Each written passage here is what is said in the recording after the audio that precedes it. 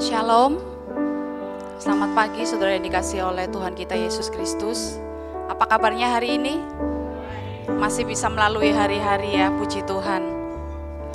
Mari kita satu dalam doa. Betapa kami bersyukur Tuhan, Engkau masih memberikan kami kesempatan untuk kami boleh beribadah pagi hari ini. Baik kami yang ada di tempat ini maupun kami yang ada di rumah.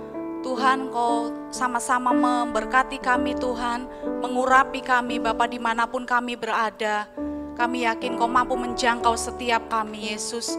Hati-hati yang haus akan Engkau, hati-hati yang merindukan-Mu Tuhan. Urapi setiap kami Bapa. Terima kasih dari awal sampai akhir. Kami serahkan ibadah kami ke dalam tangan-Mu. Segala pujian, hormat, dan kemuliaan hanya bagi nama-Mu saja Tuhan.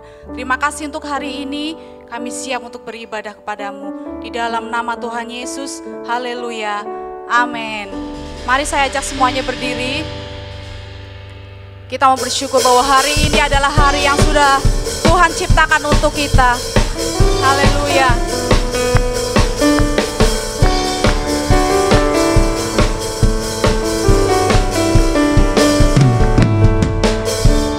Hari ini hari yang telah dijadikan Tuhan, mari kita bersuka. Hari ini hari yang telah dijadikan Tuhan, mari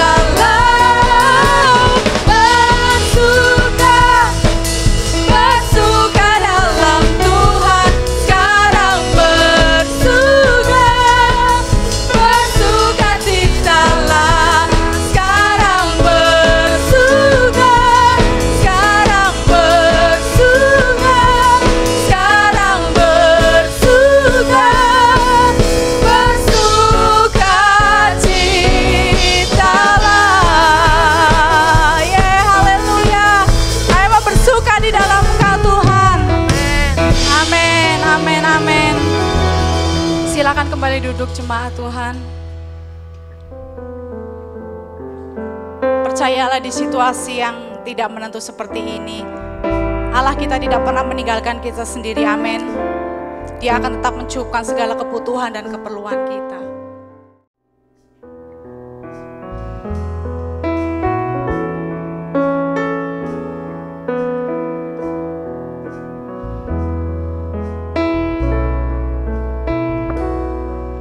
Tak pernah tinggalkan perbuatan tanganmu, Yesus, Kaulah penciptaku.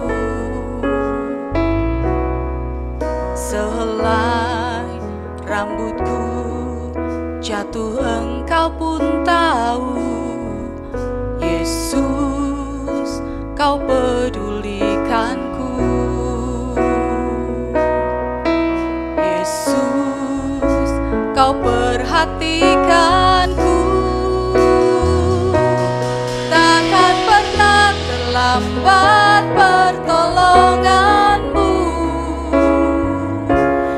takkan pernah terlelap Kau menjagaku. Kaulah segalanya yang ku perlu di setiap jalanku, sebab Engkau Allah yang tahu yang terbaik di dalam hidupku.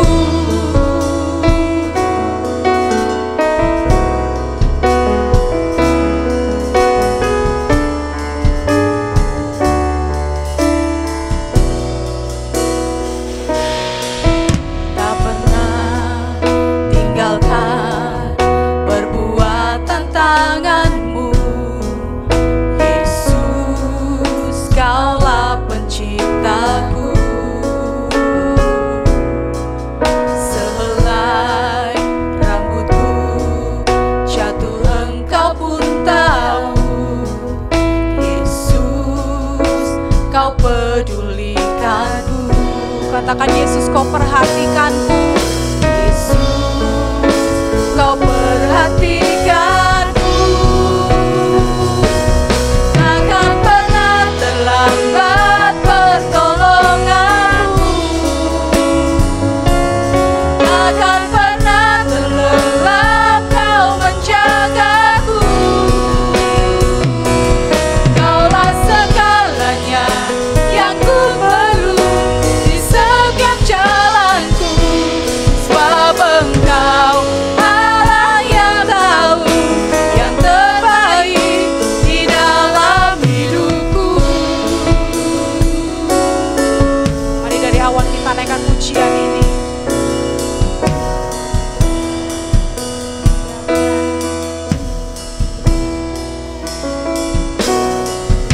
Tak pernah tinggalkan perbuatan tanganmu, Yesus, Kaulah penciptaku. Sehelai rambutku jatuh, Engkau pun tahu, Yesus, Kau pedulikanku. Yesus, Kau perhatikanku. Takkan pernah terlambat, takkan pernah terlambat pertolonganmu, takkan pernah terlelap Kau menjagaku.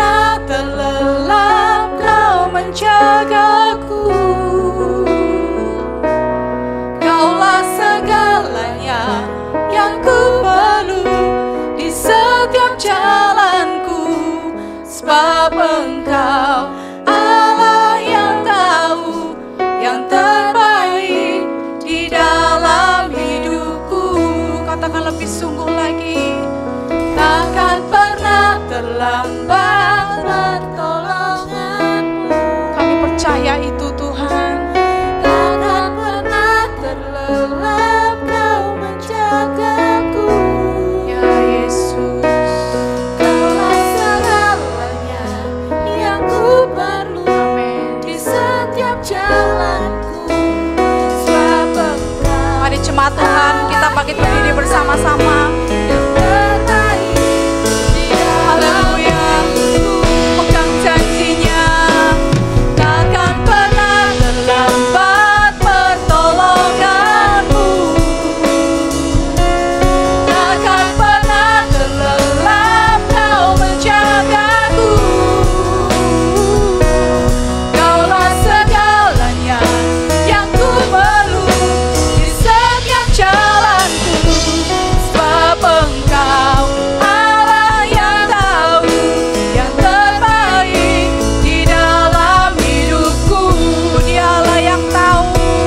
Sebab Engkau Allah yang tahu yang terbaik. Sebab Engkau Allah yang tahu yang terbaik. Sebab Engkau Allah yang tahu yang terbaik di dalam hidupku. Engkau tahu Tuhan, Engkau tahu yang terbaik dalam kehidupan kami Tuhan. Kami mau berserah kepadamu Yesusku. Kami mau berserah kepadamu Allahku. Haleluya, haleluya. Tidak akan pernah terlambat pertolongan-Mu atas kami Tuhan. Tidak akan pernah terlelap Engkau menjaga setiap kami Yesus. Engkau memperhatikan kami pribadi lepas pribadi Tuhan. Setiap keperluan kami, kebutuhan kami, kerinduan kami Yesus. Haleluya, haleluya, haleluya, haleluya. Haleluya, haleluya. Didik setiap hati kami Tuhan. Perhatikan setiap hati kami Yesus. Lihat setiap kerinduan hati kami Tuhan. Ya haleluya, haleluya, haleluya, haleluya, haleluya. Haleluya, haleluya.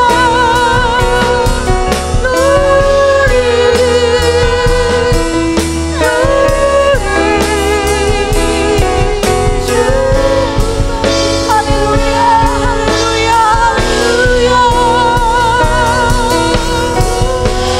Haleluya. Haleluya. Mari naikkan ucapan syukur kita. Mari naikkan ucapan syukur kita. Mari naikkan ucapan syukur kita. Haleluya, haleluya, haleluya. Sungguh Kau dahsyat Tuhan. Sungguh Kau tahu Yesus. Kau benar-benar tahu hidup kami Tuhan. Kami bersyukur untuk itu Yesus. Haleluya, haleluya.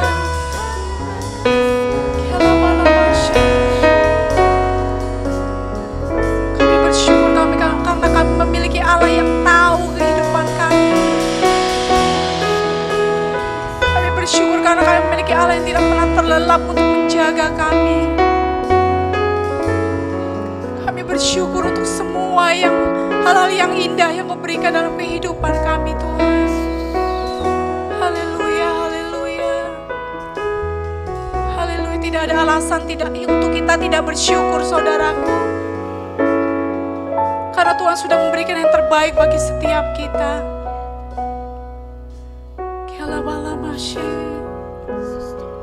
Haleluya Yesus, haleluya Tuhan. Kau tetaplah Allah yang satu-satunya kami andalkan dalam kehidupan kami Tuhan. Katakan Kau satu-satunya Allah yang kami andalkan dalam kehidupan kami Yesus. Terima kasih Tuhan. Terima kasih Tuhan Yesus. Ya Bapa.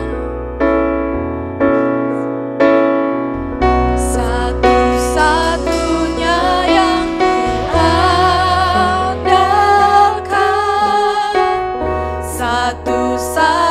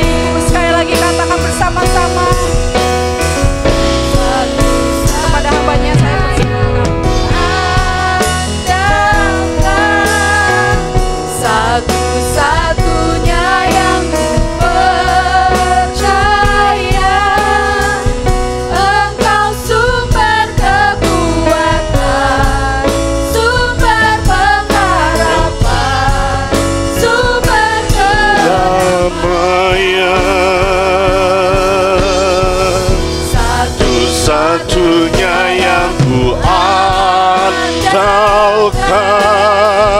satu-satunya yang ku percaya. Engkau Tuhan memberkati, Tuhan penyembuhku, Tuhan pemulihku. Engkau Tuhan memberkati, Tuhan penyembuhku, Tuhan pemulihku. Oh, Engkau Tuhan memberkati, Tuhan penyembuhku, Tuhan memulihku.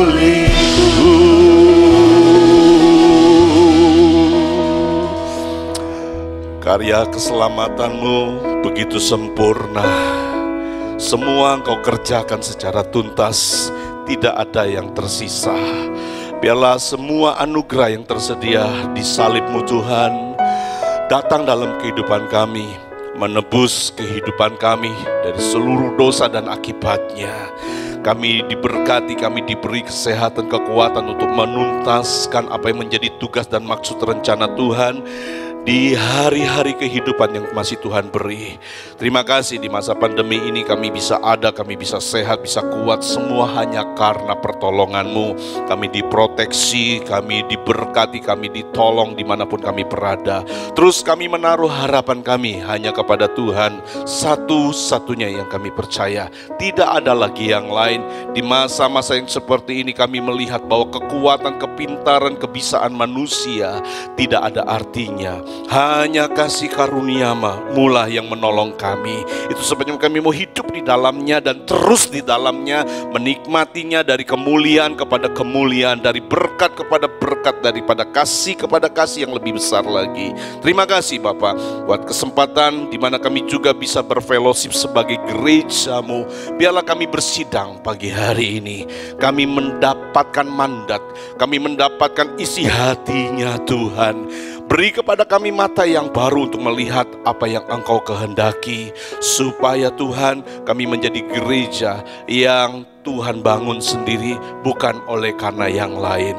Berfirmanlah, pengurapan yang ada di dalam kami, masing-masing mengajar kami, memberikan pencerahan, mengingatkan kembali, membawa kepada apa yang Engkau mau. Rapi lidah mulut bibir hamba-Mu, inspirasikan apapun yang ingin dikatakan dari setiap kata kalimat yang diluncurkan, supaya semua terinspirasi oleh Roh-Mu yang kudus. Sebab tanpa itu semua tidak ada artinya. Kuasai hati dan pikiran kami. Dengan duduk tenang, diam, mengambil bagian yang terbaik seperti Maria, kami datang kepadamu Bapa. Terima kasih Tuhan Yesus, Roh Kudus bekerja di tengah-tengah kami. Dalam nama Yesus kami berdoa, ucap syukur. Haleluya. Amin. Silakan duduk Bapak Ibu Saudara-saudara, salam semua.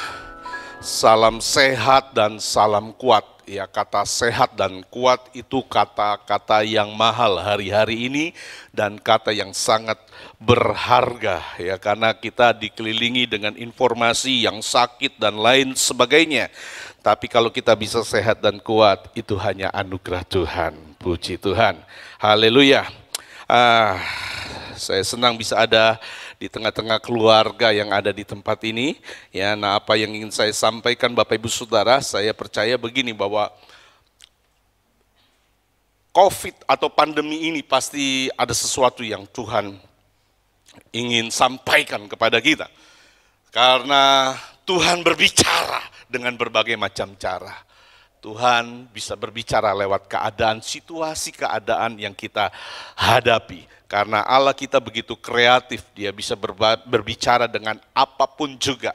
Jadi saya melihat bahwa pandemi ini bukan sekedar sesuatu yang terjadi secara tiba-tiba ataupun tidak ada dalam rencana Tuhan. Tidak ada yang terkejut bagi Tuhan. Sebelum ini terjadi, Tuhan sudah mengetahuinya.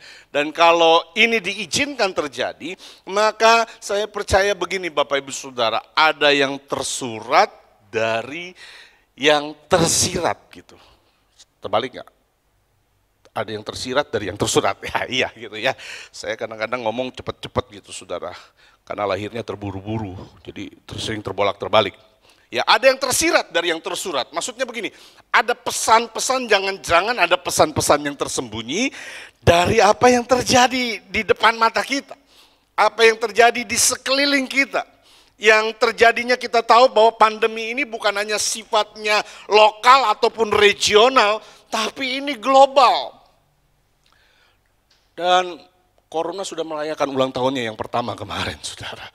Jangan ucapkan selamat ulang tahun kepadanya, apalagi mengucapkan panjang umur, itu bahaya, saudara.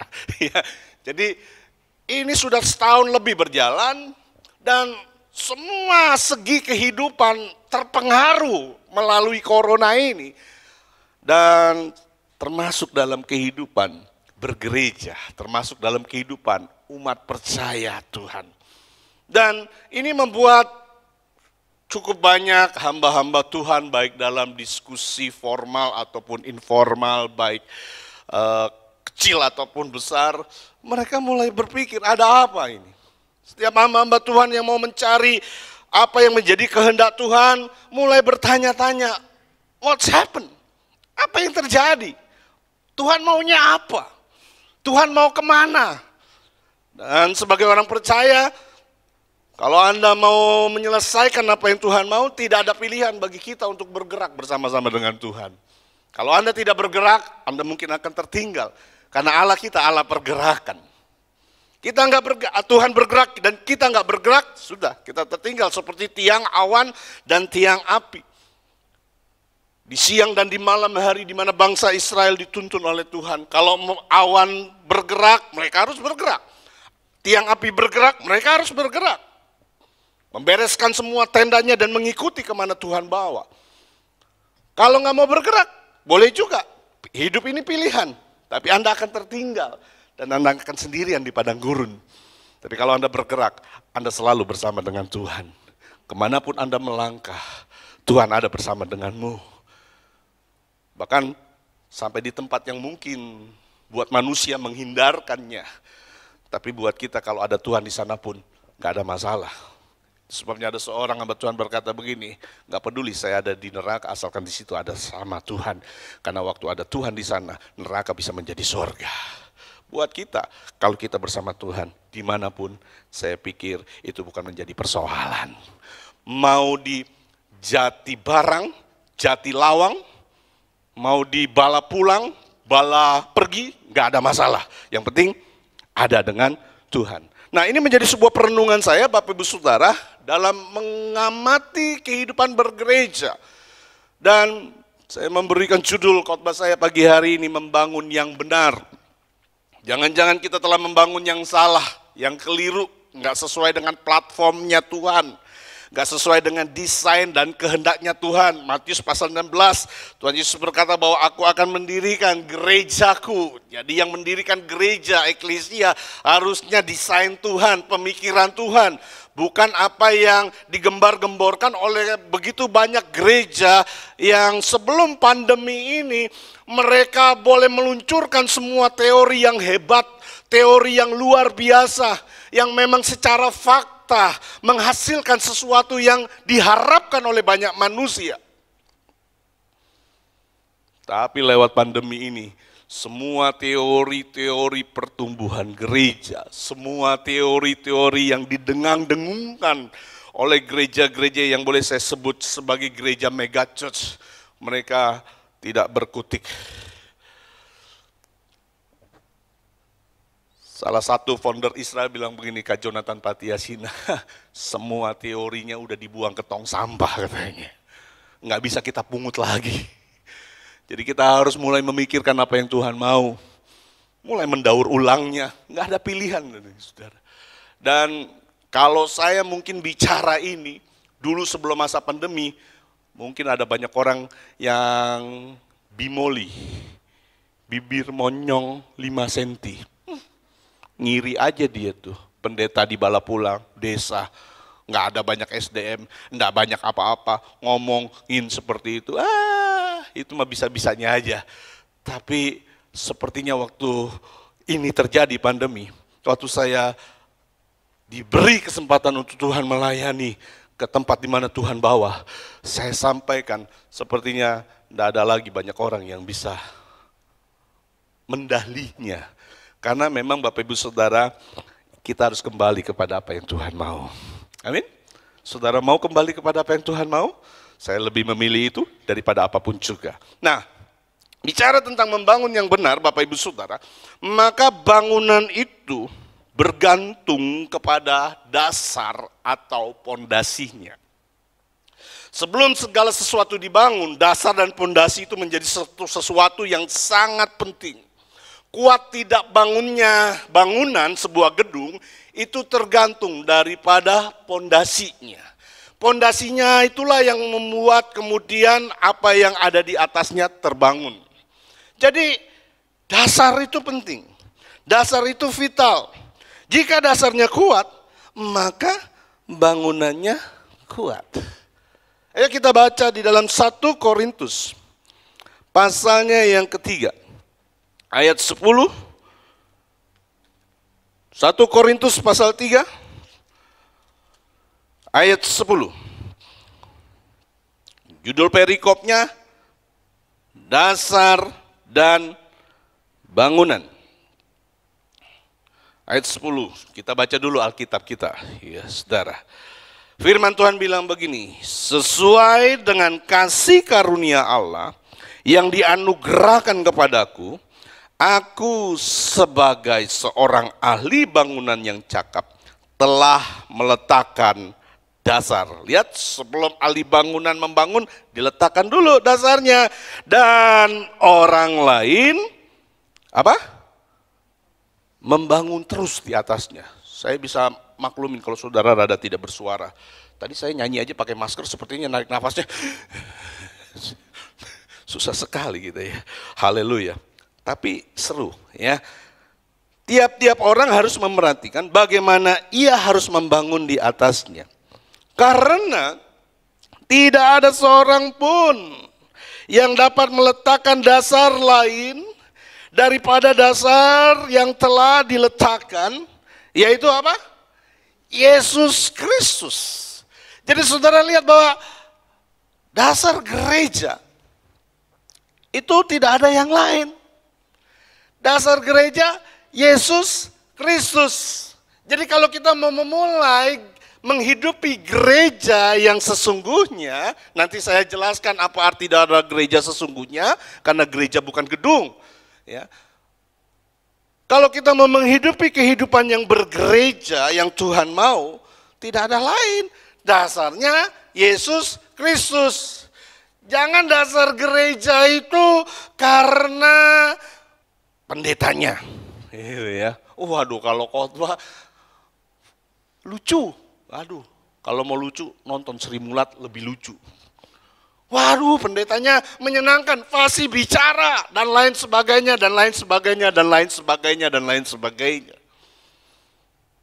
Apalagi kalau kemudian terjadi sebuah pengkultus individuan bahwa jemaat lebih kenal pendetanya daripada Yesusnya. Wah, itu bahaya Bapak Ibu Saudara.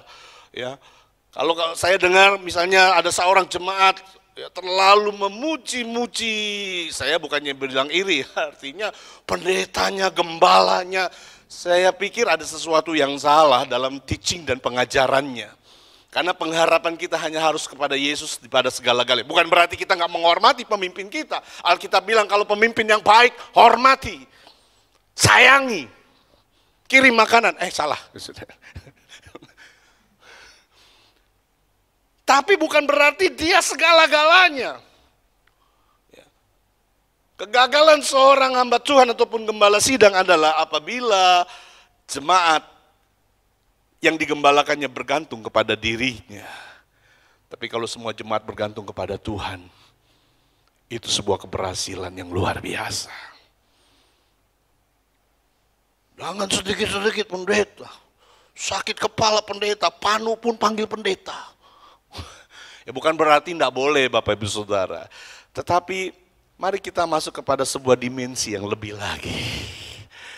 Kalau saudara baru orang percaya, lahir baru sebulan 2 bulan, saya bisa pahami. Tapi kalau udah 20 tahun, 30 tahun jadi orang percaya, pasti ada yang salah di dalam sistem berpikir saudara dan kehidupan rohani saudara. Dan kita harus kembali berani untuk mendaur ulangnya.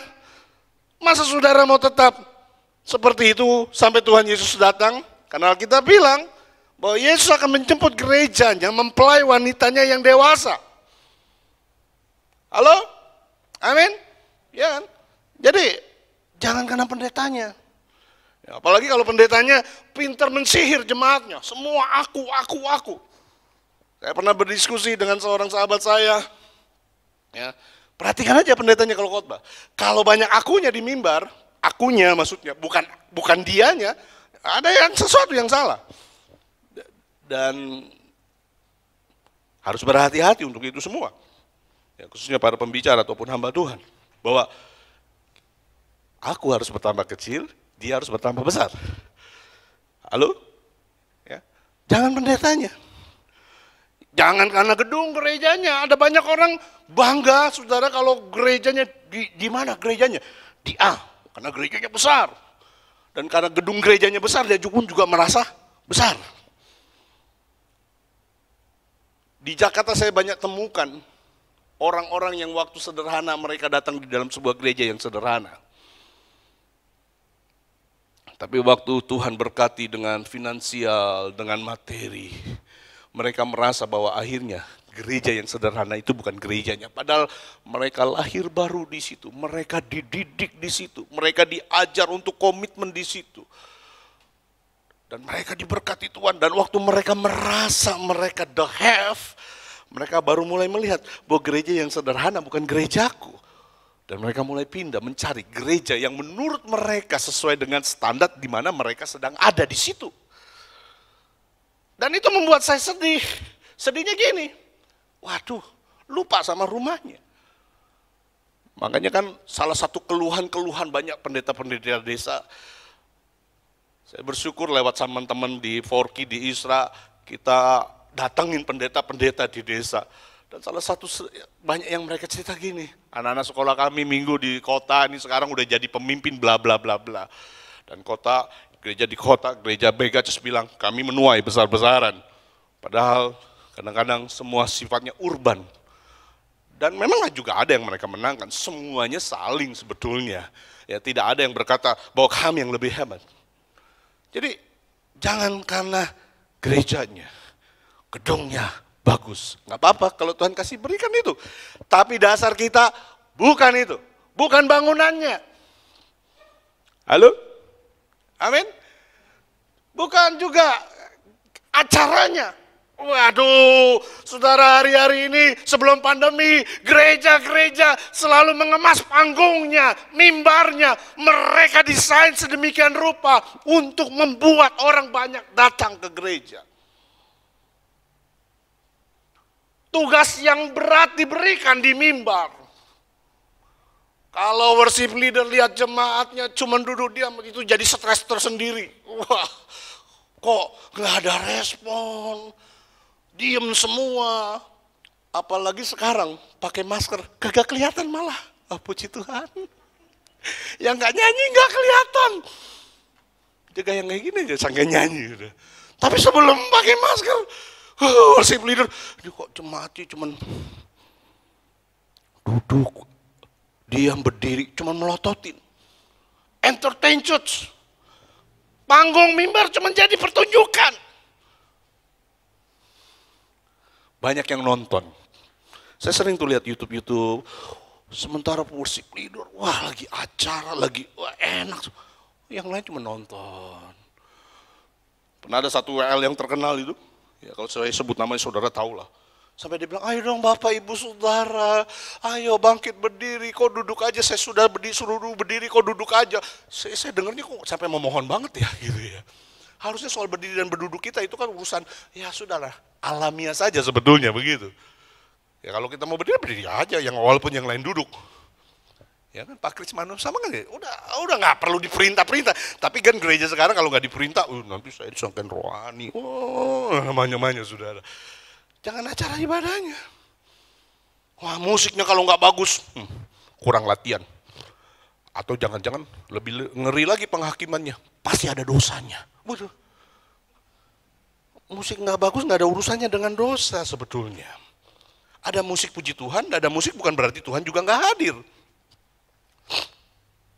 Bahkan banyak saya dengar khotbah-khotbah, waduh Bapak Ibu Saudara, kalau di gereja hadirat Allah seperti hujan yang besar. Tapi kalau di rumah rintik-rintik. Pertanyaannya, kalau gedung gereja nggak boleh ibadah, berarti kita nggak bisa menikmati hadirat Tuhan yang besar.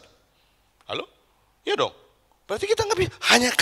Hanyakah di gereja yang dikatakan dengan musik yang hebat, dengan semua tatanan sound system yang luar biasa, yang bahkan ada yang pernah bilang kalau nggak salah teman kita di Israel, kalau gereja nggak ada LED bukan gereja katanya.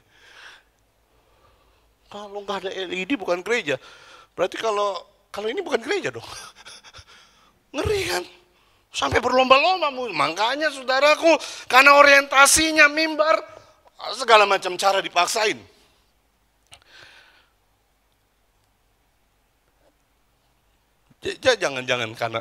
Jangan karena acara ibadahnya. Saudara, worship leader musik, ininya sebetul-betul alat bantu. Sekalipun ini tidak ada, esensi pujian penyembahan adalah hati saudara. Apalagi dibantu, udah hatinya, rohnya ada, toolnya ada, wah enak lah. Tapi itu bukan dasar kita, jangan fasilitasnya. Nah lewat pandemi ini Bapak Ibu Saudara, ini kan sepertinya mulai dirontokkan nih pemikiran-pemikiran yang seperti ini. Paradigma-paradigma yang seperti ini mulai dipertanyakan, mulai dirontokkan. Ya. Pendeta, banyak orang udah gak bisa ngomong apa-apa lagi yang mungkin membanggakan banyak hal yang tadi seperti itu, udah gak bisa lagi.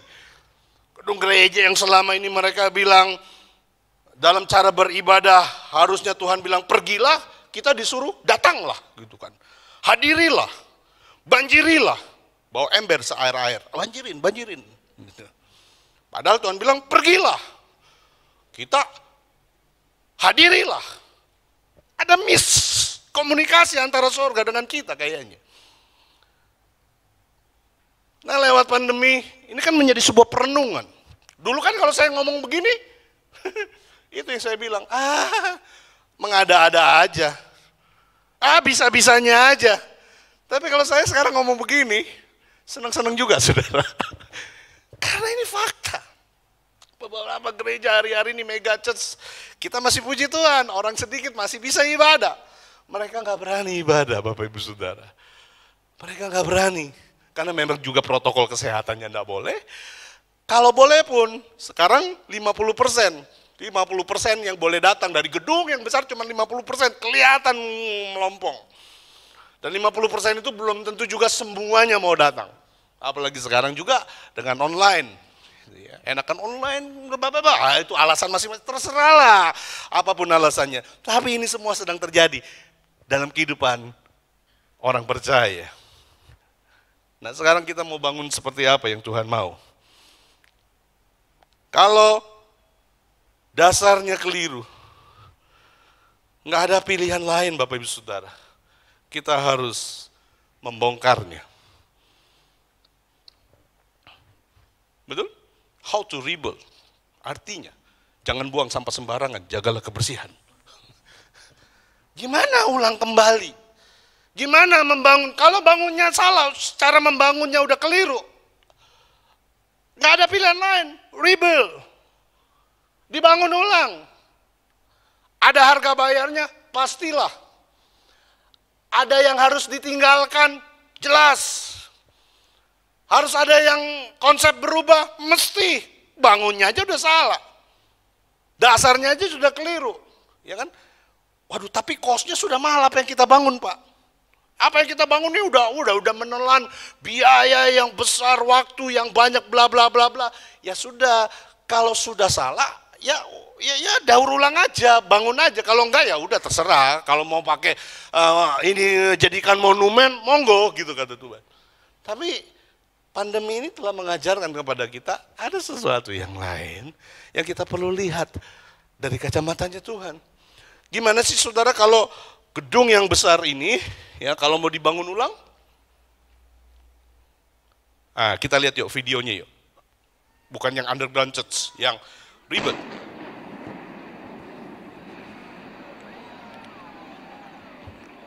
Besar. Hancurin, nggak ada yang lain. Ya. Ini bisa bicara kita harus siap berubah pola pikir kita. Hancurin. Anggur yang baru cuman bisa kepada kirbat yang baru. Nggak bisa kepada kantong yang lama, kirbat yang lama. Pola pikir saudara harus diperbarui. Cara pandang saudara harus diperbarui. Dihancurin. Nggak ada pilihan lain. Dan hal yang paling susah dihancurkan dalam hidupan kita adalah pola pikir kita yang keliru. Karena kita sudah terbiasa di dalamnya dan sudah nyaman di dalamnya. Orang mau berubah sebetulnya bukan karena dia nangis-nangis. Orang nangis-nangis belum tentu berubah. Apalagi kalau kita mengukur perubahan dengan jatuh. Wah, bertobat dia berubah. Enggak, mau jatuhan puluhan kali juga bukan itu tanda perubahan atau tanda pertobatan. Apalagi nangis-nangis. Apalagi pakai bahasa roh yang banyak-banyak. Aduh, bukan itu tanda-tanda perubahan.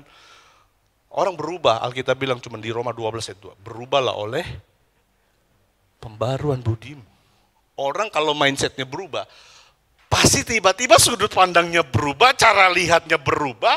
Karena cara lihatnya berubah, actionnya juga pasti berubah. Perubahan selalu dimulai di pola pikir. Halo? Amin? Selalu. Berubah, makanya Tuhan bilang, Roma 12, berubahlah oleh pembaruan budimu, metamorfo. Berubah secara total dan menyeluruh.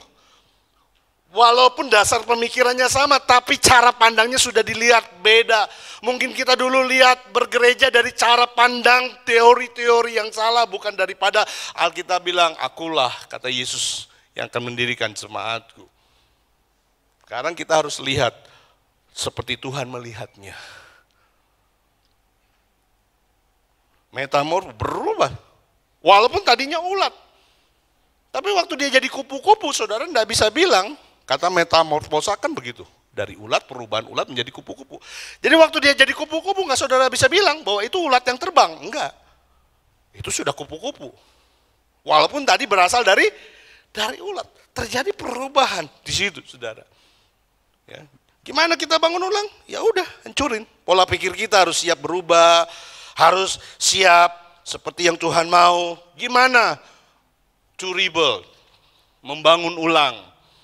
Ya, ini sebetulnya materi-materi ya dari pergerakan kami juga, saudaraku. Ini founder-founder kayak ini udah diulang. Dulu waktu ngomongin ini, saudaraku, ya sebelum pandemi juga nggak dianggap, nggak dilihat, dianggap sesat dan sebagainya. Tapi ini sebetulnya menjadi pemikiran ulang buat kita. Jadi ada 3 re yang saya mau bagikan pagi ini. Bagaimana untuk rebuild, membangun ulang. Dan ini kita pelajari kembali. Yang pertama, redefinisi. Kita harus mendefinisi ulang tentang arti daripada gereja. Apa arti daripada definisi? Penjelasan tentang arti atau makna yang memberikan ciri dan keterangan untuk sebuah tujuan. Harusnya waktu kita berpikir gini, gereja apa? Orang sekarang mana? Gereja apa? Gedung. Gereja apa? Denominasi. Denominasinya dilihat dari mana? Dari pendetanya. Oh, GBI, gendut buncit imut-imut. Wah, itu GBI. Gereja apa? Ya itu yang di jalan barat. Gitu, saudara. Kan orang banyak itu pikir gerejanya. Gereja mana? Ya itu yang menaranya sampai ke langit.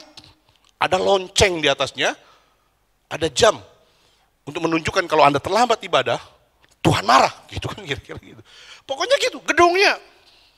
Kan itu banyak orang tentang arti dan makna dalam gereja. Nah, sekarang kalau jika terjadi penyimpangan gimana? Ya kita harus definisi ulang, kita harus redefinisi. Apa sih arti daripada gereja? Yang tadi Yesus bilang Matius 16, aku akan mendirikan eklesiaku, aku akan mendirikan gerejaku, aku akan mendirikan jemaatku. Dan gereja yang Tuhan mau adalah gereja yang dimana katakan begini, pintu alam maut pun tidak menguasainya. Tapi hari-hari ini pintu alam maut itu terbuka lebar-lebar kayaknya. Betul nggak Bapak Ibu? Saya lihat kalau medsos tuh ada aja tuh yang RIP itu saudaraku. RIP itu bukan rumah makan yang baru loh, rest in peace itu artinya. Ada aja, ada. Yang nggak disangka-sangka, ya. Sampai kemudian juga kadang-kadang itu pikiran-pikiran setan tuh dilepaskan. Nuduh kita, nakut-nakutin kita. Ya. Saya sangat diberkati dengan sebuah pengajaran sadar Yesus lebih harus daripada sadar yang lain. Itu pola pikir kan juga kan saudara? Iya kan? Saudara kalau cenut-cenut dikit, aduh jantungan nih. Wah, kita kan cuma bilang, itu kan kita harus, itu kan pola pikir tuh. Pertempuran, medan pertempuran kita di situ. Jadi kalau cenut-cenut dikit, ini cuma otot. Jadi saya manusia berotot, saya bukan dari kawat dan besi, balung baja, tulang kawat, bukan otot kocok. Ya ini otot, kontraksi, udah gitu. Kalau kita kan pusing sedikit, aduh kanker nih. Kanker kita lain, kantong kering. Wah gitu kan. Nah itu kan pertempuran pemikiran. Saya mulai olah itu. Supaya nggak diintimidasi, sadar akan yang lain. Lihat bayangan sedikit, setan gitu kan. Dan betul Bapak Ibu Saudara, Anda kalau nggak sadar Tuhan, di tengah badai gelombang, jangan-jangan kita bukan lihat Tuhan, tapi kita lihat hantu. Murid-murid Tuhan itu kan gitu kan, cara pandang mereka salah. Mereka lihat Yesus jalan di atas air, mereka bilang apa itu? Hantu. Cuma dibalik kan, hantu, Tuhan, hantu, Tuhan. Cuma dibalik aja buat bahasa ini. Tapi itu persoalan paradigma itu. Itu persoalan cara lihat itu. Itu persoalan pemikiran Bapak Ibu Saudara, bukan persoalan yang lain. Mari kita bangkitkan sadar Tuhan lebih daripada sadar hantu. Amin. Sadar Tuhan. Ya. Kalau Tuhan izinkan selanjutnya apapun ya itu kedaulatan Tuhan. Udah paling hidup ini ada dalam kedaulatan Tuhan, mau bisa apa sih? Mau bisa apa kita? Saudara mau melindungi diri, nggak mau keluar, mau sampai kapan? Mau sampai kapan? Mau hati-hati. Saya banyak temukan. Yang hati-hati justru malah kena. Aneh kan? Oh berarti sembarangan Pak? Enggak juga. Jadi gimana? Udah sadar Tuhan lebih daripada mau sadar yang lain. Mau gimana lagi? Halo? Kadang-kadang kita bocengli. Kalau buka toko berani. Karena dapat duit.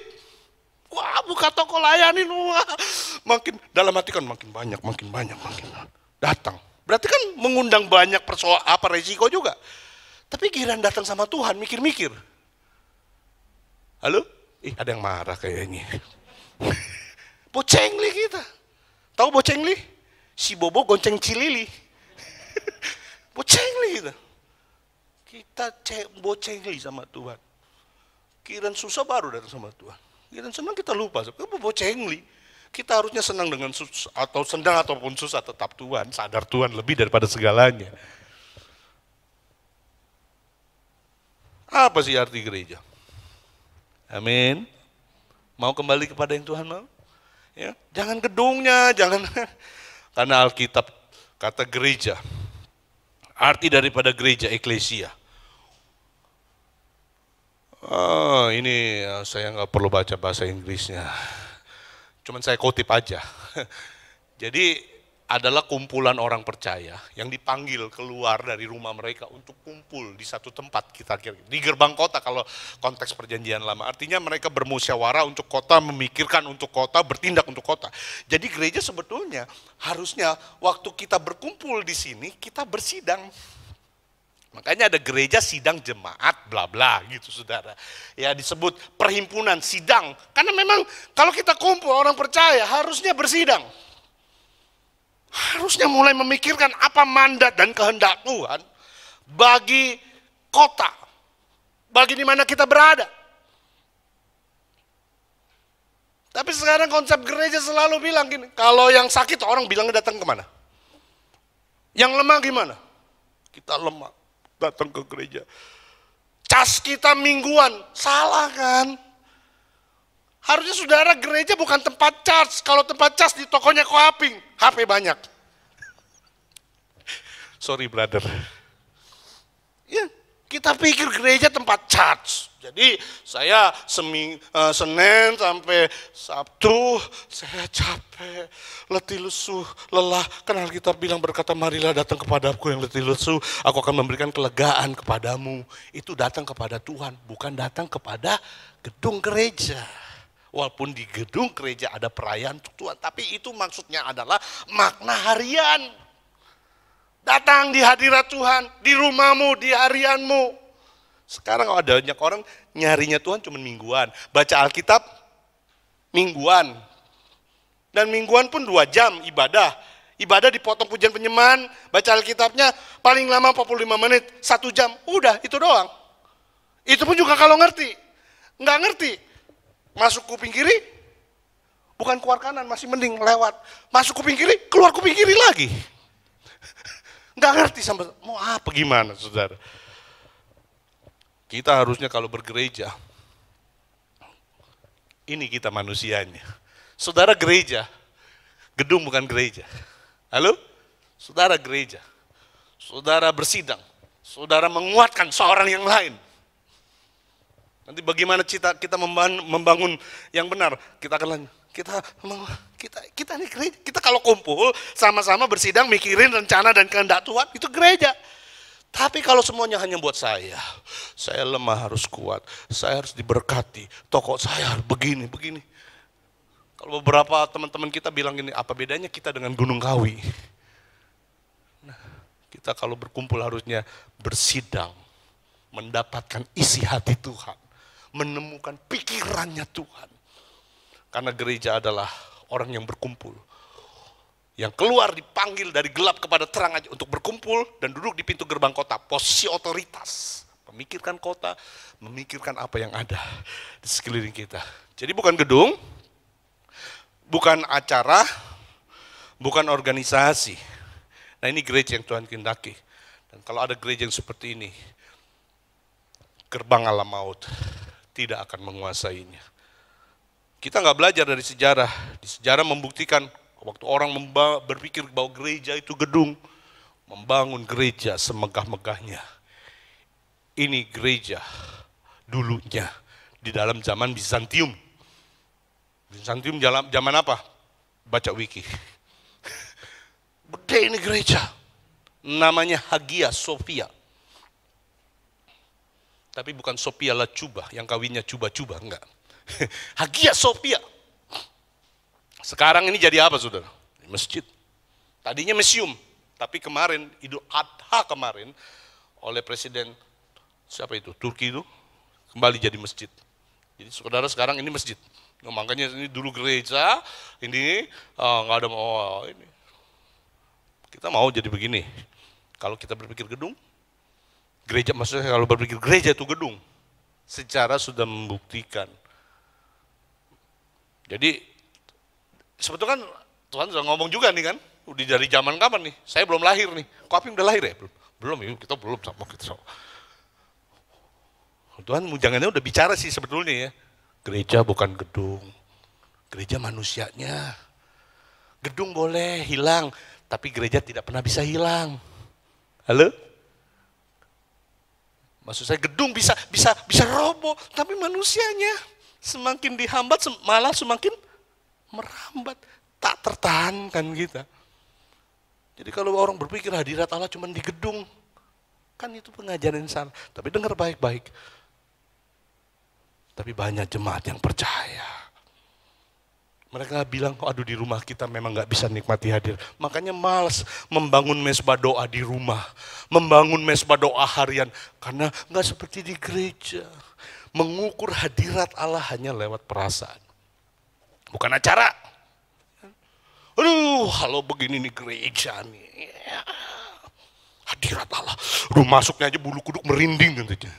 Lah kan mengukur hadirat Allah sama bulu kuduk merinding, perasaan euforia. Padahal kita bilang begini, kita ada di hadirat Allah oleh karena iman. Makanya saya senang tuh Pak Kris ngajar, hadirat Allah itu sudah ada. Ada hidup. Nggak usah minta-minta lagi ya, sudah ada. You cuma perlu membangun kesadaran aja, Ben. Nikmati hadirat. Sadarkan Tuhan. Tuhan ada. Jangan hadirat Allah tuh tunggu worship leader singer tadi tuh nyanyi. Belum ada hadirat Allah. Mari saudara, kejar terus. Tuhan bingung. Udah dia dikejar-kejar. Kita kan cuma bangun, Tuhan ada. 2-3 orang berkumpul dalam namaku, hafruta, aku ada. Udah, ayat itu cuma bilang begitu, Tuhan ada. Soal saudara mau rasa atau tidak rasa itu urusan iman saudara, bukan urusan perasaan saudara.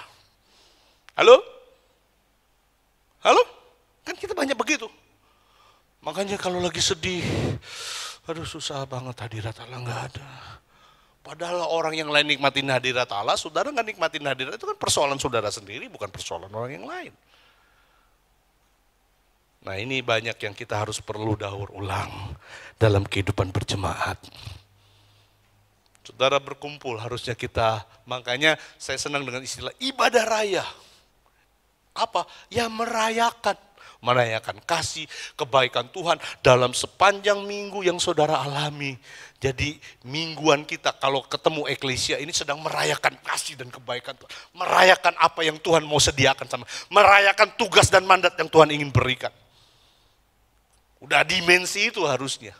Bukan dimensi lagi kasihanilah aku Tuhan. Mengasihani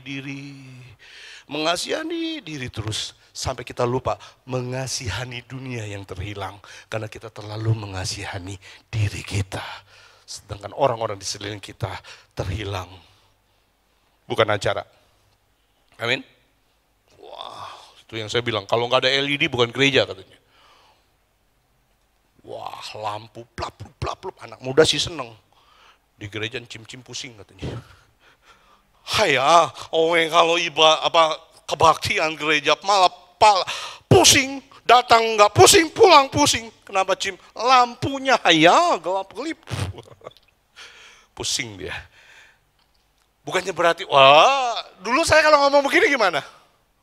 Wah, ngiri, balap pulang, di peta aja kagak ada, mau pakai lampu-lampu. Pandemi, ini freeze semua. Mega church freeze semua. Bahkan beberapa, ada yang bilang, alat-alatnya jadi rusak. Ya bukan saya syukuri, maaf, bukan saya syukuri. Maksudnya, ayo dong, masih nggak mau belajar, gitu kira-kira, gitu saudara. Ya, gereja adalah orang percaya kepada Yesus sebagai Tuhan. Ya. Ini gereja-gereja contoh-contoh di China ini, saudara. Nggak ada beberapa cuman di lapangan, di perkebunan, nggak ada alat musik, tapi mereka percaya, mereka merayakan kasih dan kebaikan Tuhan. Dan kalau kemudian ada tentara komunis datang, tangkap pemimpinnya malah senang. Ayo saya mau dipenjara malah. Mau menangin orang banyak di situ. Malah senang saudara. Ini nggak ada ibadah. Apa maksud saya nggak ada seperti yang tadi saya, gedung acara. Ini kadang-kadang di kebun, di ladang, nggak ada alat musik. Beberapa hamba Tuhan yang pernah ke sana, Pak Denis Belkam, waktu saya lihat dia presentasi di Bukit Doa Getsemani sekitar 25 tahun yang lalu, ya, dia yang sendiri itu jemaat Tuhan kumpul nggak bisa nyanyi karena takut ditangkap tentara komunis. Itu 30 tahun yang lalu masih kejam, ya.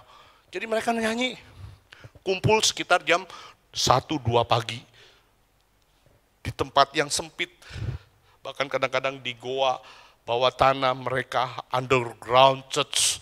Nyanyi nggak bisa tepok-tepok tangan, cuma nyanyi.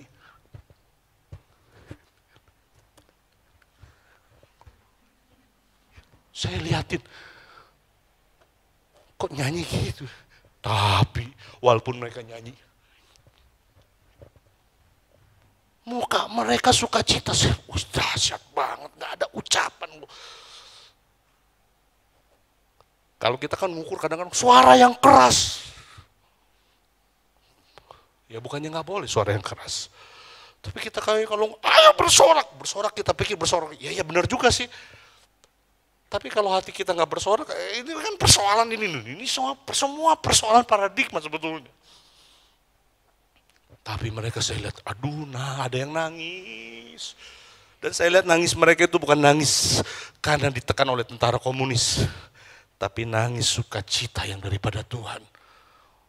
25 tahun yang lalu saya lihat itu, saya terpukul habis. Di sini saya bum, gila. RRC, makanya hari ini penuaian jiwa-jiwa di sana dahsyat. Mereka susah tapi nggak kelihatan susah. Itu seperti jemaat di Makedonia. Sekalipun mereka dicobai dengan sangat berat. Dalam berbagai penderitaan. Udah berat berbagai penderitaan. Nggak 1, 2 itu berarti berbagai penderitaan. Tapi Alkitab bilang begini, tetapi sukacita mereka meluap. Berarti kan sukacita mereka meluap. Nggak ada orang yang tahu mereka lagi berat, lagi dalam berbagai penderitaan. Nggak ada orang yang tahu. Kita baru kejepit pintu aja bikin status Facebook seluruh dunia jadi tahu. Gue udah bilang sama lu ya, lu kalau mau deket sama gue nyapa pasti ada maunya. Semua orang jadi tahu. Ribut sama si A, si B, walaupun kadang-kadang pakai A titik gitu ya. Seluruh dunia, di medsos dikasih tahu, Facebook dikasih tahu, sampai orang teman-teman mutual friend-nya atau friends juga jadi tahu. Jemaat Makedonia susah dalam berbagai penderitaan dengan berat, tapi Alkitab bilang sukacita mereka. Kita kan beda sekarang. Lihat orang sukacita meluap, lagi dapat kang tahu ya, lagi dapat cuan besar ya. Harusnya di mana-mana hatiku senang, di sini senang, di sana senang. Amin. Bukan gedung. Saya ada video klipnya, udah nggak langsung. Pokoknya lihat underground church, YouTube, wah udah. Bahkan dikatakan gini, kalau yang sudah percaya orangnya duduk, berdiri. Yang belum percaya duduk. Pokoknya begitulah untuk membedakannya. Tapi di perkampungan, di perkebunan, di ladang, datang rame-rame. Ada yang nyanyi. Apalagi kalau di tempat sempit kayak begini, pemurid-pemuridnya di ruang-ruang yang kumuh, sempit. Udah nggak ada lagi social distancing kayak kita. Wah tuh, door flat. Ini leadernya, ini jemaatnya. Saudara-saudara, wah, droplet semua. Kita nih masih mending loh, dikasih social distancing, kasih masker. Ini aja masih banyak orang yang takut juga, ya bukannya salah sih ya, gak apa-apa, tapi cengli apa enggak itu ada saudara yang tahu deh hati saudara deh, gitu. Kan saya nggak mau ngajarin nekat juga. Udah, makanya tuntunan Tuhan tuh harusnya personal, direction personal. Jangan pendetanya Pak saya ke gereja apa enggak? Tanya sama pendetanya. Nah, kalau pendetanya yang juga senang dirasa di kultus ini senang, tunggu. Tuhan bilang sama saya, wah kalau udah Tuhan mau bilang, Anda mau ya enggak? Tuhan bilang, tunggu, pergi, wah dukun. Aduh saya pikir, saudara pendeta kadang-kadang hanya memberikan arahan secara konfirmasi. Kalau saudara datang tanya, bukan karena saudara pengen tahu, tapi konfirmasi. Dan kalau ada konfirmasi, yes, mantap saya, gitu. Tapi tuntunan personalnya sudah saudara dapat lebih dulu sebetulnya. Amin. Saudara-saudara kita yang lain konfirmasi. Kalau saudara punya Afruta, kalau saudara punya Komsel, kalau saudara punya teman dekat, mereka konfirmasi, bukan penentu arah Tuhan. Sekalipun karunia Nabi memberikan arah, direction, tapi konfirmasi sifatnya, bukan yang menentukannya. Saudara harus dapat dari Tuhan. Buat hidupmu, buat pribadimu, buat keluargamu, buat usahamu, buat pelayananmu. Semua sifatnya yang lain konfirmasi. Makanya kita harus saling, kan kata saling itu menjadi sebuah gaya hidup kerajaan atau perjanjian baru. Yang kedua, reposisi. Memposisikan gereja pada fungsinya. Jelas-jelas identitas gereja bilang kamu adalah garam dunia. Tapi kalau garam itu menjadi hambar, dengan apa ia akan dihasilkan? Kamu tuh garam dunia. Berarti posisi kita setelah bersidang, setelah merayakan kasih kebaikan Tuhan, mendapatkan mandat, tugas daripada Tuhan, kita harus kembali ke dunia. Jangan kumpul terus. Garam kumpul terus jadi gudang garam. Gudang garam bikin tensi tinggi. Tensi tinggi, marah-marah jadinya. Makanya gereja beranteman terus. Kalau masih sederhana, kau saudaraku, aku saudaramu. Udah kaya gerejanya lupa, rebutan aset dan sebagainya. Ya, belum lagi kalau ini kosong. Ya, saya senang dengan istilahnya kowing. Penuhnya gerejaku, kosongnya gerejamu. Oh, kita berhasil nih. Pendeta si A yang merasa penuh, mengosongkan gereja temannya, senang. Penuhnya gerejaku, kosongnya gerejamu. Kan banyak kisah-kisah bagaimana pendeta-pendeta di desa yang jemaatnya dijemputin dulu ya dalam zaman pertumbuhan gereja. Itu stroke, sedih, merasa tertinggal, merasa banyak sekali. Ya, harusnya kan kita supporting. Makanya kami Forky atau Isra itu bagi sembako buat pendeta-pendeta desa itu energi buat saya. Capek. Karena sebaran daerahnya luas, ya udah nggak apa-apa lah, datang lihat gitu ya. Apalagi kalau saya lihat kontennya lumayan nendang gitu, oh bawanya bangga. Walaupun cuma bawa loh saudaraku. Yang ngepak-ngepak teman saya ini, keluarga-keluarga Forky, ada yang pokoknya gitu, kerjasama. Ada yang jadi, mungkin saya jadi tangan gitu ya, dilihat. Tapi kan saya tahu ada yang jantung loh, ada yang paru-paru loh, ada yang mengedarkan darah. Kita tubuh Kristus, sama-sama. Seorang punya anggota-anggota yang lain, tapi kerjasama. Pujian harus buat Tuhan. Halo? Wow, udah bangga loh, saya bawanya tuh seneng banget. Apalagi mereka lihat sambil dengan air mata gitu. Aduh Pak, kami memang lagi susah. Aduh saya tuh energi baru buat saya. Bukannya karena nyukurin, lu susah gue seneng, haleluya. Enggak gitu. Tuhan, pakai kami lagi, lebih lagi, pengen Tuhan. Pengen. Big, more. Kita more-more-nya di gereja. More. Posisi kita di mana? Garam dunia, terang dunia, di Tuhan. Saya selalu punya quotes gini, nggak ada artinya kita punya garam sekalipun di tempat wadah bertatakan berlian, tatanannya emas dan lain sebagainya, nggak ada artinya. Walaupun itu tempatnya bagus, tapi garamnya cuma di tempat. Lebih baik kita ada di luar, walaupun kita nggak punya pengaruh yang besar. Artinya begini, mungkin kita nggak buat yang banyak yang besar. Garam kan nggak perlu banyak-banyak. Masa ada ibu-ibu masak sayur asam garamnya sekilo? Nggak ada kan? Dikit aja. Tapi memberi arti, rasa makna. Sayur tanpa garam rasanya luar biasa. Tidak ada rasa. Saya pernah tinggal di satu rumah keluarga karena takut sama garam, takut sama micin, disediain makan sama istrinya, nggak ada garam, nggak ada micin. Haleluya. Dalam hati saya, kalau lu yang mau pantang, lu aja kali, jangan kita juga. Hanya cukup sekali. Tapi ya udah, nama karena sahabat, ya sudah, karena keluarga sudah, ya datang lagi juga saudaraku. Tapi puji Tuhan hari ini istrinya bertobat. Iya ya, sayur tanpa garam, hambar, baru tahu, bukan dari dulu gitu. Ya. Di mana posisi gereja? Kan dia udah dibilang, di public place. Ya kan? Kalau di gereja, gedung gereja berapa lama? Gedung gereja berapa lama? 1 minggu berapa jam? Tapi kita mati-matian di situ kita invest. Reposisi dulu. Ayo di marketplace. Ayo di tempat kerjaan saudara, sentuh orang sana. Minimal Injil lewat hidup saudara. Mungkin saudara nggak perlu banyak ngomong. Ya, datang. Kumpul sama orang berdosa. Bukan berarti kita harus menjadi berdosa. Bahasa mereka bahasa, wah, saya memenangkan banyak orang-orang bandar judi online, pemabuk. Bahasanya saya dapat, masuk. Mau minum? Ayo.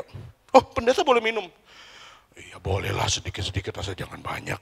Ah masa? Ya dikit aja. Saya nggak memang bisa minum banyak, seteguk-seteguk, tapi 3 botol nggak bercanda gitu. Tapi saya pakai kata-kata itu bercanda buat mereka.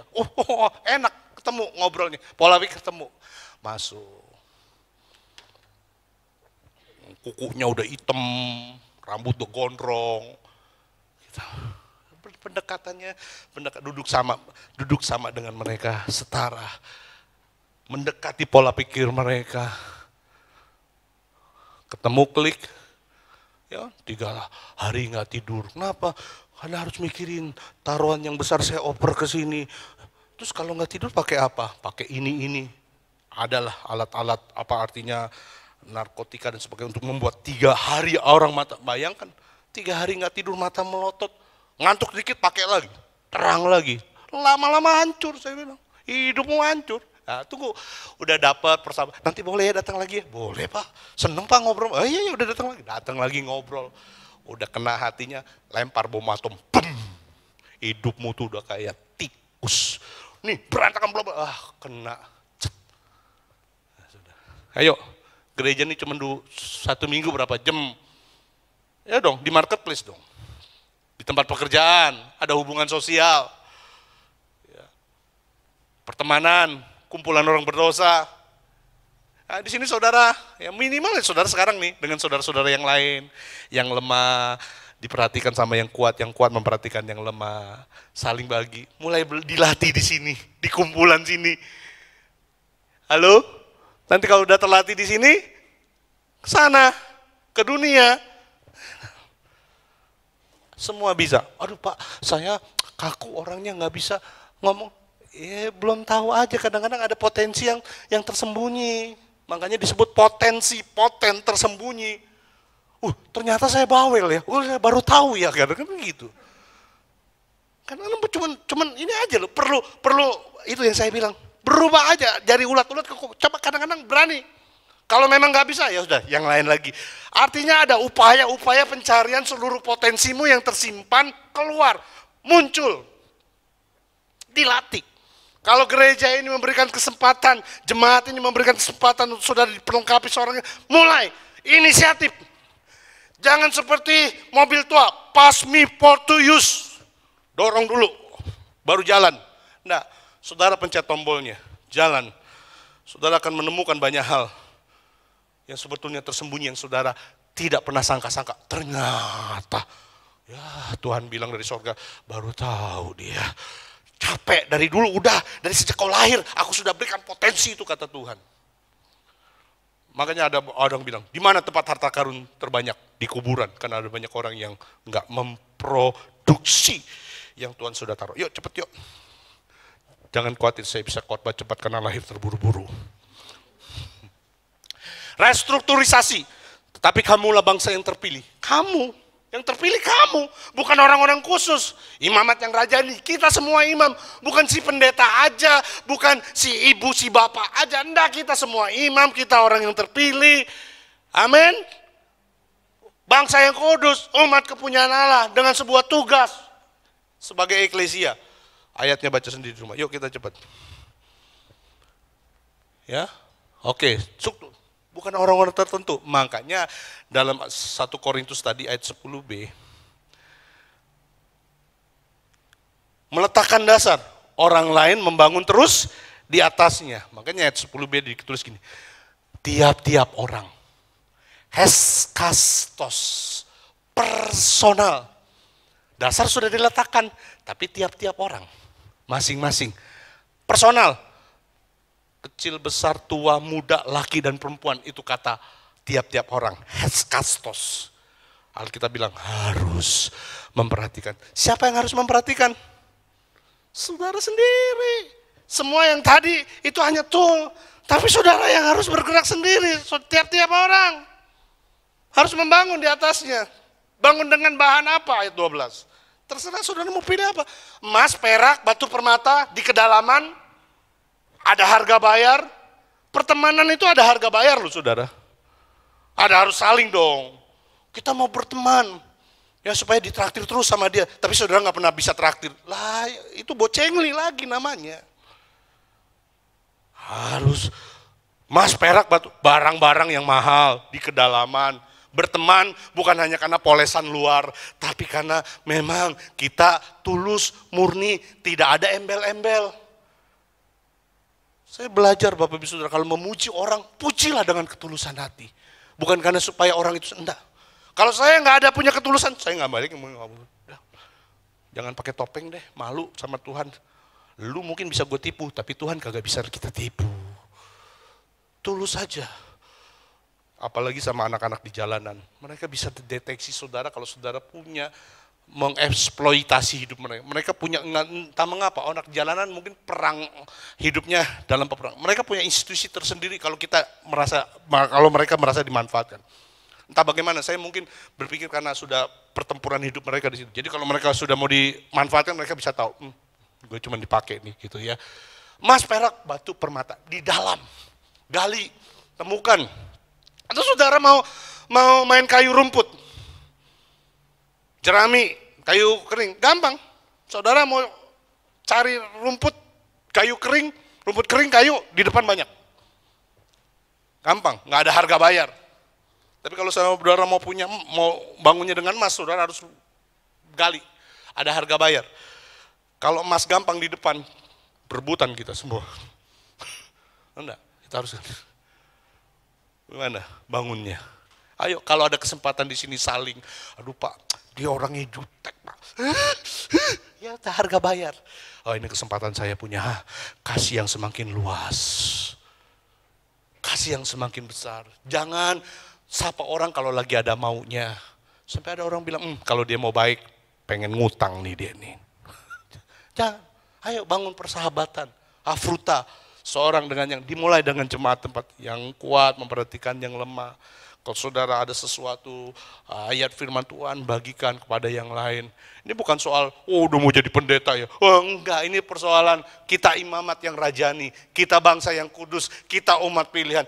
Keimamat yang rajani artinya kerajaan yang isinya imam semua. Artinya imam apa? Bisa doa sama Tuhan, bisa datang akses sama Tuhan. Enggak lagi perlu sama orang yang lain. Kalau yang lain saya bilang sifatnya konfirmasi, bukan direction, konfirmasi. Ayo bermain dari sisi yang berikutnya. Esensi atau aksesoris? Arti esensi apa? Yang inti, hakikat, harus ada. Tidak boleh tidak. Esensi, aksesoris. Boleh ada, boleh tidak. Cuma tambahan. Nah, yang esensi yang mana? Leher apa kalung? Leher apa kalung? Yang esensi? Leher. Kalung? Aksesoris. Boleh ada? Boleh tidak. Jangan kita bilang yang ibu-ibu lihat, itu kalung mutiara bagus, itu intan tuh 30 karat, toing matanya. Ini yang esensi nih. Ini kalung nih esensi, leher enggak ada leher enggak apa-apa, yang penting ada kalung, kan repot. Enggak bisa kan? Ya sama seperti anting dengan telinga. Yang esensi mana? Telinga, aksesoris, anting. Jadi kita harus mulai bedakan nih, bergereja nih mana yang aksesoris, mana yang esensi gitu. Ya, ayo ini terakhir. Senang kalau pendeta udah ngomongin terakhir jemaat, haleluya, mujizat terjadi, yang lemah dikuatkan, yang sedih dihiburkan. Karena kita mau pulang. Gedung, esensi nggak? Halo, ada orang di sini? Apa udah mulai marah? Gedung, esensi nggak? Boleh ada? Ini aksesoris, boleh ada? Boleh tidak. Tapi kalau persekutuan, esensi. Apalagi kalau ada gedung, ada persekutuan, fellowship seorang dengan yang lain. Wow, keren. Persekutuan esensi, kejar Bapak Ibu Saudara, seorang dengan yang lain. Mulainya gimana? Nggak tahu. Tanya sama Tuhan. Yang penting mau. Mau kirim gambar lucu-lucu dulu kayak di grup atau apa, pokoknya bisa lah. Saudara itu kita itu dahsyat tuh diciptakan sama Tuhan. Saya tuh kalau mikirin kebaikan Tuhan, saya lihat beberapa anak-anak yang dulu nggak begini jadi begini. Tuhan tuh keren memang. Baru tahu ya Tuhan keren ya, memang dia keren kok. Musik full band. Esensi apa aksesoris? Aksesoris boleh ada? Kalau ada puji Tuhan. Cuma keyboard pun nggak apa-apa. Gitar jengkereng-jengkereng nggak apa-apa. Kan pujian penyembahan esensinya roh. Keterlibatan jemaat itu lebih penting. Daripada musik full band tapi jemaat cuma nonton.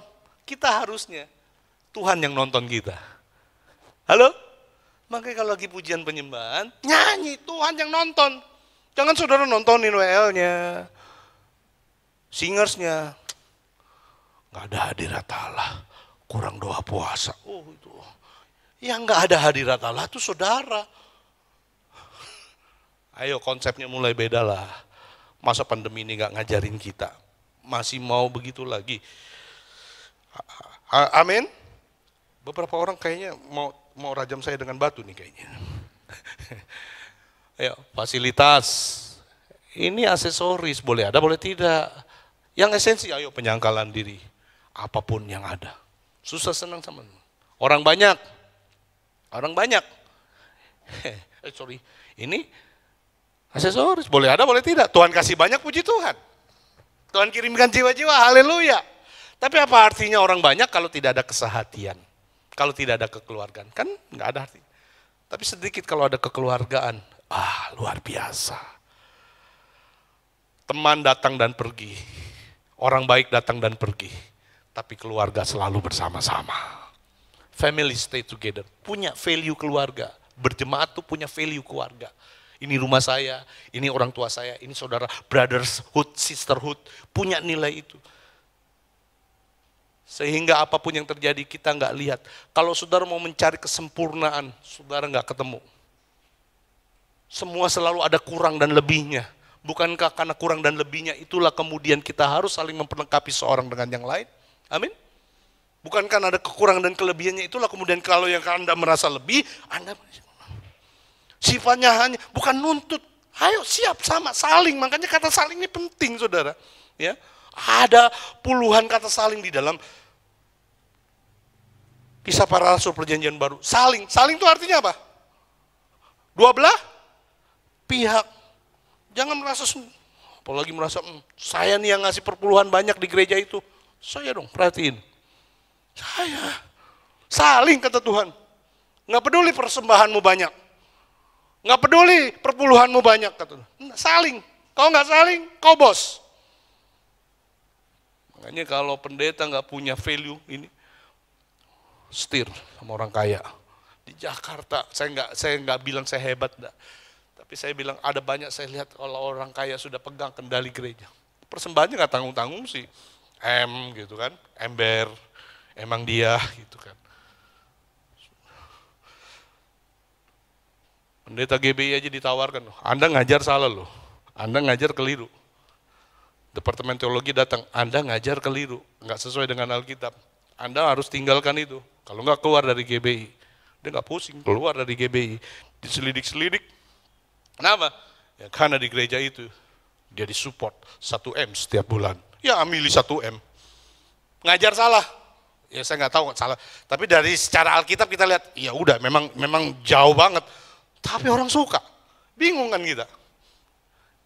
GBI tegas. Saya kan ada di BPD, jadi tegas. Udah ngajar salah nggak sesuai Alkitab silakan keluar. Tapi pendeta itu ditantang itu dia pilih yang 1M. Kita mau tukarkan kebenaran dengan yang lain, saya pikir kebenaran lebih paling hakiki daripada segala emas, perak, dan permata. Amin. Ayo dong, saling. Ya, ayo saling. Jangan yang rasa yang mampu, hebat, ayo dong, gua dong diperhatiin dong. Gua kan lagi. Justru kan Alkitab bilang loh, justru pada anggota yang paling lemah, itu yang harus lebih banyak dikasih. Halo, ada orang sini? 1 Korintus bilang, justru anggota yang paling lemah, harus lebih banyak dikasih tapi bukan berarti yang lemah, melemahkan diri dan mengasihani diri, supaya saya dikasih perhatian lagi. Nah itu kembalikan persoalan pola pikir. Artinya begini, cuman ngomong, ayo dewasalah. Sudah Tuhan Yesus sudah mau datang, masih mau main-main di situ, kira-kira begitu saudara. Kekayaan, Ini aksesoris, boleh ada boleh tidak. Dikasih puji Tuhan, tapi kalau dikasih esensinya adalah miliki karakter Kristus. Suka membagi, suka memberi. Dan saya lihat Tuhan itu luar biasa memang. Entahkah orang membangun dasar ini dengan emas, perak, batu, permata, kayu, rumput kering, ataupun jemaat, Alkitab bilang nanti 1 kali kerak, pekerjaan masing-masing orang akan nampak. Oke? Saudara mau bangunnya apa hari ini? Pilihan ada di tangan saudara. Semua kembali kepada kas, tos, tiap orang. Yuk kita datang sama Tuhan. Mari kita selesaikan ibadah kita. Kita bangkit berdiri, kita bersyukur kepada Tuhan.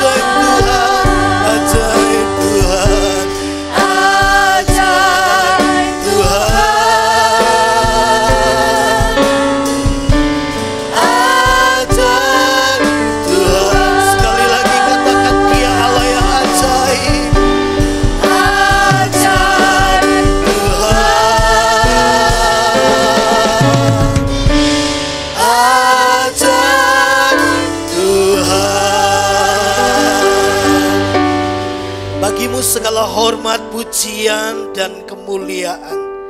Terima kasih karena Tuhan sudah melawat kami, bahkan telah memberkati kami dengan kebenaran-Mu.